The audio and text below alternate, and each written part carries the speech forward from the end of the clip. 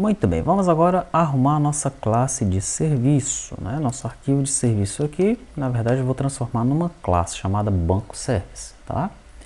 Então, eu pego lá a conexão, vou chamar de conexão mesmo, não tem problema nenhum. A conexão que eu vou pegar é do dbconfig. Quem é conexão aqui? Lembrando de novo, conexão é o SQLite, tá? Então, dentro do meu serviço, eu pego essa conexão e guardo em conexão. Eu também vou pegar o banco lá do modelo, tá? O banco, ele vai pegar agora o banco que está aqui, ó. Pegando esse banco, eu posso fazer o que nós temos lá no manual, que é, deixa eu voltar aqui no serviço, que é banco.select all, banco.update, banco.create, posso chamar os métodos do SQLite, tá? Muito bem, lá no finalzinho dessa classe, eu vou fechar a classe aqui, ó, e vou exportá-la como banco service. Muito bem. Daí aqui no consultar lista, eu vou converter esse cara para estático, agora sim, e aqui eu vou receber esse result como um parâmetro. E aqui eu posso tirar todo esse código que eu vou implementar de uma outra maneira, tá? Consultar o objeto da mesma forma, recebo id e result como parâmetros, deixo ele estático. E aqui eu vou tirar todo esse método que eu vou implementar ele de uma outra maneira, tá? Inserir da mesma forma, recebo banco e result. E aqui eu tiro essa implementação, alterar da mesma forma, sendo que eu alterar aqui eu não vou receber o id, apenas o banco e o result. Tira tudo isso daí. E agora finalmente o excluir.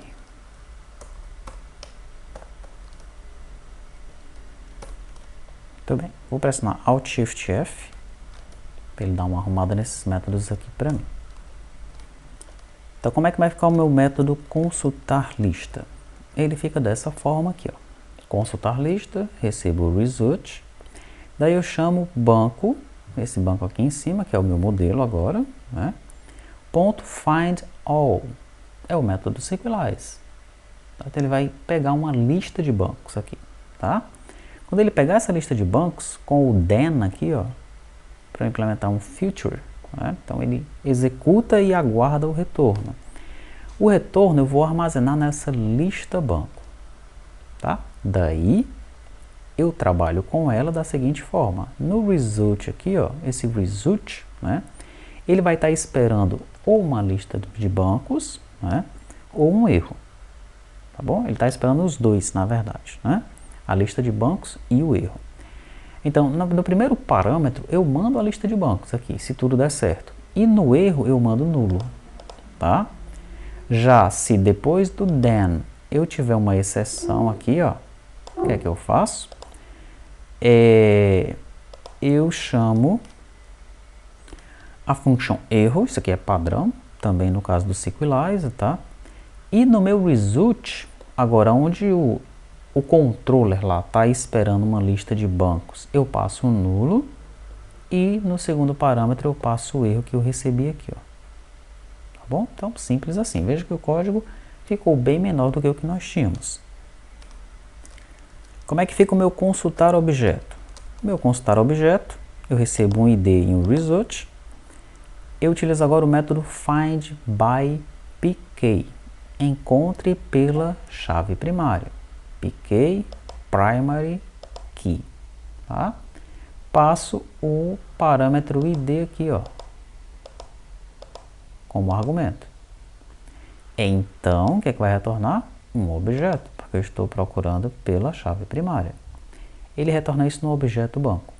O meu result lá no controller, ele está aguardando ou um objeto banco ou um erro. Na verdade, ele aguarda os dois, o objeto e o erro. Se tudo der certo, eu passo o objeto banco e no erro eu passo nulo. Se acontecer algum problema, eu passo nulo para o objeto e passo o erro como segundo parâmetro e vou tratar isso lá no controller. Vamos ver agora como é que fica o método inserir. O método inserir, eu recebo aqui um banco JSON e o result. Tá? O que é que eu faço então? Eu chamo agora o método create do SQLize. No método create, eu passo esse banco JSON. Tá? Se tudo der certo, eu vou ter o retorno do create num objeto banco aqui. Ó. O que é que eu faço então? Retorno o objeto banco e um nulo para o erro.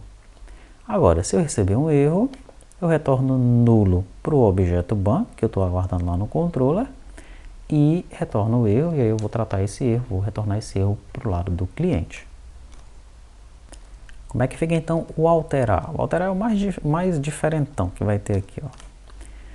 No alterar, eu também recebo um banco JSON e um result. Né? Veja que eu não recebo mais o ID aqui no alterar, não preciso. Tá? Eu pego o ID que já vem no objeto, no corpo da requisição. Tá bom? Agora eu vou chamar o banco.update.